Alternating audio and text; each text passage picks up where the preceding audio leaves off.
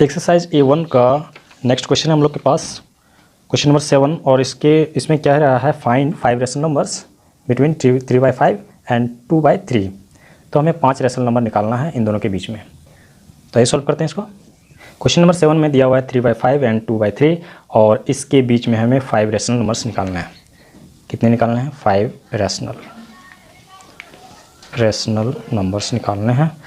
तो इसको हम सबसे पहले इसका डिनोमिनेटर जो है उसको सेम करेंगे। तो सेम करने के लिए क्या करना पड़ेगा, हमें एलसीएम निकालना पड़ेगा। तो एलसीएम हम देख रहे हैं कि इसका एलसीएम जो है 15 ही आएगा, 15। तो इसका मतलब है कि हमें इन दोनों को 15 बनाना है। तो इसको जो है 3 से मल्टीप्लाई करना होगा और इसको जो है 5 से मल्टीप्लाई करना होगा।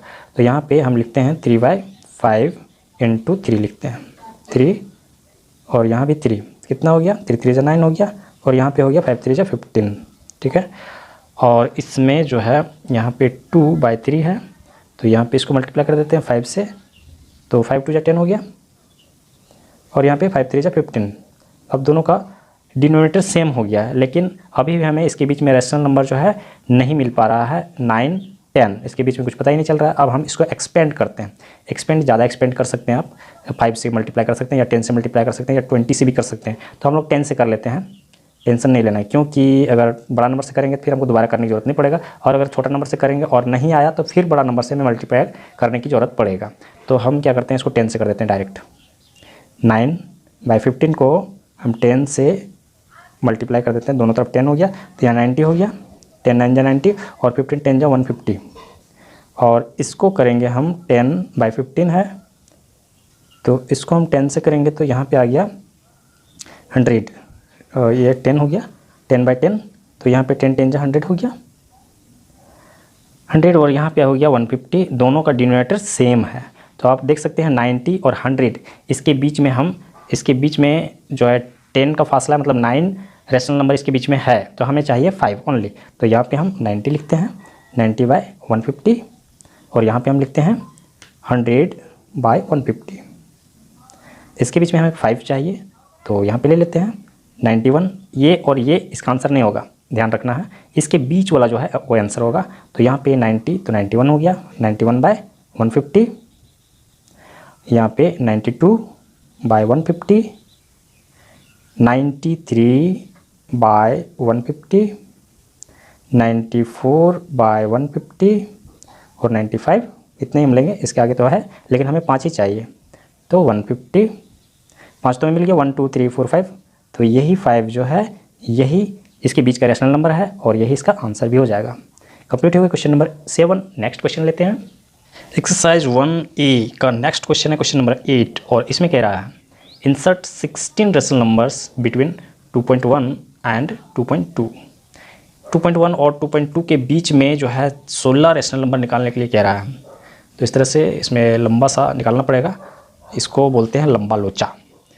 तो एनसीईआरटी की बुक में इतना लंबा नहीं दिया रहता है और ज़्यादा क्वेश्चन भी दिया नहीं रहता है, लेकिन इसमें रहता है। और इसको जो सॉल्व कर लिया वो समझो कि सारे मैथ को सॉल्व कर लेगा। तो आइए सॉल्व करते हैं इसको। क्वेश्चन नंबर 8 यहाँ पे दिया हुआ है 2.1 और 2.2, इसके बीच में हमें निकालना है 16 रेशनल नंबर, 16 रेशनल नंबर्स। ठीक है, इतने रेशनल नंबर हमें निकालने हैं। तो अब क्या करना पड़ेगा, इसको पहले फ्रैक्शन में हम कन्वर्ट कर देते हैं, 21/10 कर देते हैं और इसको मल्टीप्लाई कर देते हैं, किसी बड़े से नंबर से मल्टीप्लाई कर देते हैं। इसको मल्टीप्लाई करते हैं 50 से कर देते हैं, 50। यहाँ भी 50, जो काफ़ी बड़ा नंबर हो रहा है। 5 1 जा 5 हो गया और 5 2 जा 10, मतलब 100। 5 पे एक 0 लग जाएगा और यहाँ पे 50 10 जा 500 हो गया। इसको करते हैं, क्योंकि इन दोनों का डिनोमिनेटर जो है हमें इक्वल करने की आवश्यकता नहीं है, क्योंकि यहाँ भी 10 आ रहा है, इसमें भी 10 आ रहा है, इसीलिए हम डायरेक्ट मल्टीप्लाई कर रहे हैं।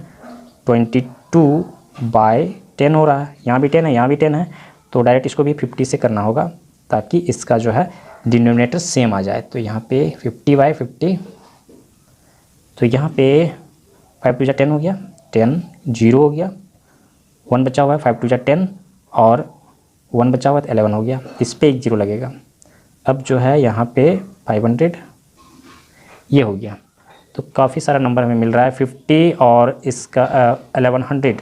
इसका मतलब है कि हमें 49 49 रेशनल नंबर मिल रहा है। तो यहाँ पे हम अब लिख लेते हैं 10/50/500 और ये हो गया 1100/500।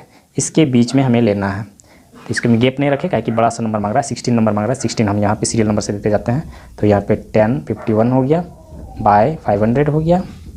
अब जो है यहाँ पे और इसी तरह से लेते चलते हैं 1052, मतलब इतना सारा लिख के मैं आप लोगों को दिखाता हूँ। अब यहाँ पे कंप्लीट हो गया है 16 रेशनल नंबर। यहाँ पे 51 से 55 तक 5 हो गया, यहाँ से 60 तक 10 हो गया और 65 तक 15 हो गया और 66 16 हो गया। यहाँ पे कम्प्लीटली इस तरह से आप 16 रेशनल नंबर निकाल कर इसका आंसर निकाल सकते हैं। क्वेश्चन नंबर कंप्लीट हो गया। नेक्स्ट क्वेश्चन को सॉल्व करते हैं। एक्सरसाइज 1A का नेक्स्ट क्वेश्चन है क्वेश्चन नंबर 9 और जिसमें ट्रू फॉल्स पूछा गया है। यहाँ पे जो स्टेटमेंट दिया गया है ये ट्रू है या फॉल्स है। तो यहाँ पे लिखा हुआ है every natural number is a whole number. सभी नेचुरल नंबर जो है वो होल नंबर होता है। तो नेचुरल नंबर जितने भी है होल नंबर के अंदर ही आता है, इसीलिए ये ट्रू है। तो होल नंबर जो है नेचुरल नंबर से उसका एरिया बड़ा होता है, इसीलिए सारे नेचुरल नंबर होल नंबर के अंदर आता है। इसीलिए सारे नेचुरल नंबर जो है होल नंबर हैं, तो मतलब इसको हम ट्रू कर देते हैं। यहाँ पे ट्रू हो जाएगा, ट्रू टी कर देते हैं। उसके बाद जो है every whole number is a natural number. Every whole number, सभी होल नंबर जो है नेचुरल नंबर है। तो ऐसा नहीं है, क्योंकि होल नंबर में 0 आता है और 0 जो है नेचुरल नंबर के अंदर नहीं आता है, इसीलिए ये फॉल्स हो जाएगा। यहाँ पे F लगा देते हैं, false. Every integer is a whole number. सभी इंटीजर जो है होल नंबर हैं। तो ऐसा बिल्कुल भी नहीं, क्योंकि होल नंबर में नेगेटिव नंबर नहीं आते हैं। इंटीजर में नेगेटिव नंबर आते हैं और होल नंबर में नहीं आते हैं, इसीलिए ये फॉल्स है। यहाँ पे फॉल्स लगा देते हैं, F लगा देते हैं, फॉल्स। उसके बाद every integer is a rational number. Every integer is a rational number. तो यहाँ पे ध्यान देना है कि जो इंटीजर्स बोल रहा है, सारे इंटीजर्स जो है वो रेशनल नंबर हैं। तो हैं कि नहीं है, क्योंकि इंटीजर्स जो होता है नेगेटिव होता है और पॉजिटिव भी होता है, और रेशनल नंबर जो होता है P/Q के फॉर्म में लिखा जाता है। तो जितने भी इंटीजर्स है, जैसे मान लीजिए कि -2 है, -2, तो हम उसको -2/1 लगा सकते हैं, या +2 है तो उसके नीचे हम 1 लगा सकते हैं, मतलब P/Q के फॉर्म में हम लिख सकते हैं। इसीलिए ये एवरी इंटीजर, सभी इंटीजर्स जो है वो रेशनल नंबर हैं। तो यहाँ पे हो गया ट्रू हो गया। Every rational number is an integer. Every rational number, सारे रेशनल नंबर जो है वो इंटीजर्स होते हैं। तो ऐसा बिल्कुल भी नहीं, क्योंकि P/Q के फॉर्म में जो लिखा जाएगा वो इंटीजर्स में गिनती नहीं आएगा, इसीलिए ये फॉल्स हो जाएगा। रेशनल नंबर जो होते हैं वो P/Q के फॉर्म में होते हैं और इंटीजर्स जो होता है P/Q के फॉर्म में नहीं होता है। तो यहाँ पे ये फॉल्स हो जाएगा, सभी रेशनल नंबर इंटीजर्स नहीं होते हैं। उसके बाद every rational number is a whole number. Every rational number मतलब सारे रेशनल नंबर जो है वो एक होल नंबर होता है। तो ऐसा बिल्कुल भी नहीं है, क्योंकि रेशनल नंबर में जो है वो नेगेटिव नंबर भी आते हैं, और नेगेटिव जहाँ गया उसके मतलब है कि वो होल नंबर वो नहीं होगा, होल नंबर इंटीजर में चला जाएगा। इसीलिए रेशनल नंबर, सारे रेशनल नंबर जो है होल नंबर नहीं होते हैं, यहाँ पे फॉल्स हो जाएगा। तो यहाँ पे कंप्लीट हो गया क्वेश्चन नंबर 9। इसी के साथ एक्सरसाइज A1 पूरी तरह कंप्लीट हो गया है। अगर हमारा वीडियो आप लोग के लिए हेल्पफुल होता है तो आप हमारे वीडियो को लाइक कीजिए, हमारे चैनल को सब्सक्राइब करके रखिए। इसी तरह का और वीडियो आपको हमारे चैनल में अवेलेबल होता जाएगा, प्रोवाइड मैं करवाता जाऊँगा। तो इसके नेक्स्ट एक्सरसाइज को सॉल्व करने के लिए हम लोग नेक्स्ट वीडियो पर चलते हैं।